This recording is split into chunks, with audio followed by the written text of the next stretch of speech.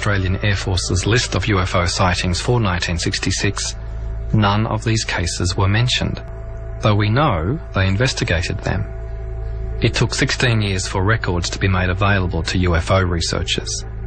They knew what I wanted to look for, and when I arrived, there was a body of files there that consisted of a couple of very large postal sacks. I kept requesting more and more files, and ultimately I got to a point where I examined a continuity of files that satisfied me that I was seeing a comprehensive picture of the RWF investigation at that time.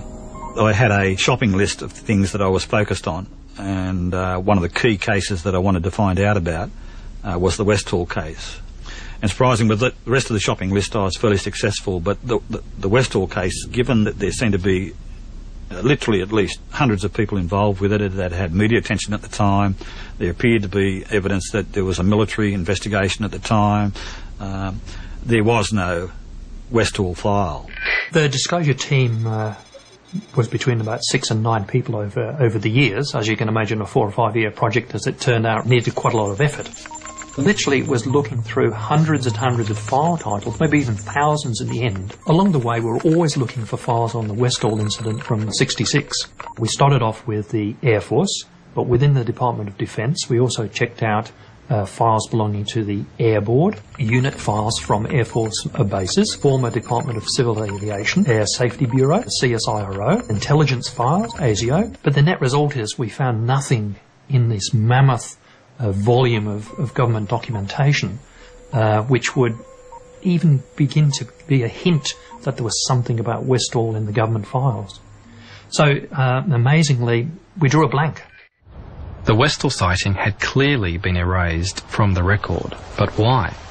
I hoped some publicity would draw former authorities out of the woodwork. Oh, Shane. Channel 10, nice to meet you, Shane. Joy, is that Mark Howe from Channel 10? Nice to meet you. What we're really trying to get now is the people who are here as police, as soldiers, as scientists perhaps, looking close up at what was on the ground. Some closure, Joy. How would you get some closure on this? One thing that we would really like would be that someone either from the police or the military would come forward and say, yes, they were there.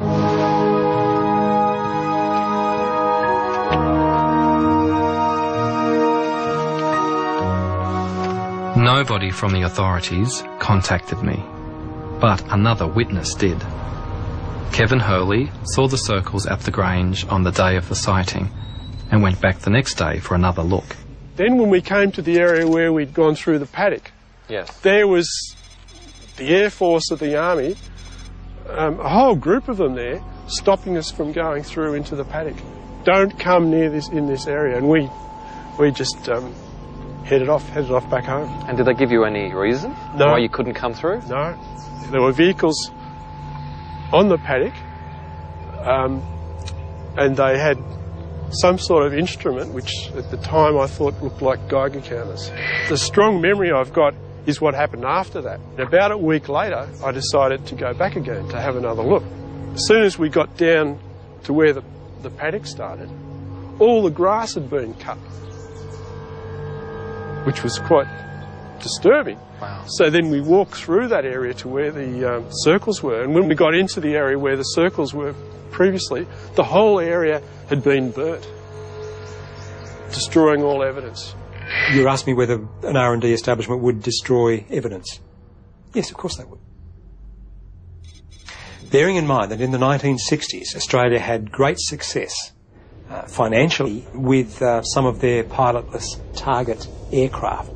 Information related to some of these sorts of projects, if it was to be released to the wrong party, then it would have very adverse effects on Australia from a financial point of view. Any surviving documentation would be in Defence Central somewhere, but also probably overseas with the Allied. There may even not be anything left in Australia, because bearing in mind it would have been very highly classified and could well have been destroyed, as so much of that sort of record is after a period of time. So it's no wonder that I haven't unearthed any official records on Westall, but it's clear the authorities had something to hide.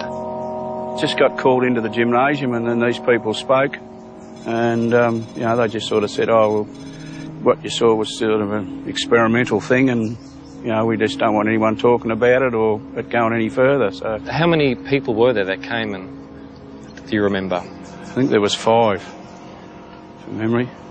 And they were they men and women, or? Yeah, I think there was 3 men and 2 women, from memory. So I'm not 100%. Sure. And do you remember if they were wearing uniforms? Some of them were in uniforms? No, they're just in plain suits and... In suits? Yeah. And did they explain where they were from, who they were? No, not really. Just a couple of the teachers said afterwards they're from one of these experimental mobs to do with the armed forces and stuff like that, and that was sort of the end of it. It had to have been something that we were working on, and we knew all about it. We were in on it, even though we mightn't have known the detail. To have responded, that's one of the... That really, to my way of thinking, that's the key, is the fact that we whoever it was, the authorities, responded so rapidly that they must have just about been sitting on the trucks with the engine going. And perhaps they were. Perhaps they'd received technical intelligence that there was something going wrong with this experimental craft, and they weren't sure where it was going to land, but they were ready to go get it as soon as it did land. It sounds like a rational, logical explanation, but it needs then to be supported with evidence. If you think about how the people described the shape of it, the speed, the manoeuvres that it made, there's nothing around today that comes close to that. The final proof might be, for example, getting a piece of the flying saucer and examining it, subjecting to scientific examination, and finding that it's of an element that is not manufactured on Earth. Now, that would maybe be the final proof. We haven't got that. So we're still at the circumstantial evidence stage, and whether that leads you to say, well, these are from outer space, they're interplanetary spaceships, or not, is a philosophical question. It's a question of what you yourself feel is proof. A yellow sign. I crave the proof that can be held in my hands and touched and smelled and measured. But I think we need to make room for a little mystery in our lives as well. I reckon somewhere in this area. I believe truth can exist without proof of it, and I see a real truth in the stories and memories of the witnesses. We're probably... Even if it doesn't answer the question, what was it that flew over Westall? What I saw, I believe, is what a flying saucer has left behind. Professor James MacDonald looked for proof in statistical data. His research brought him to Australia a year after the Westall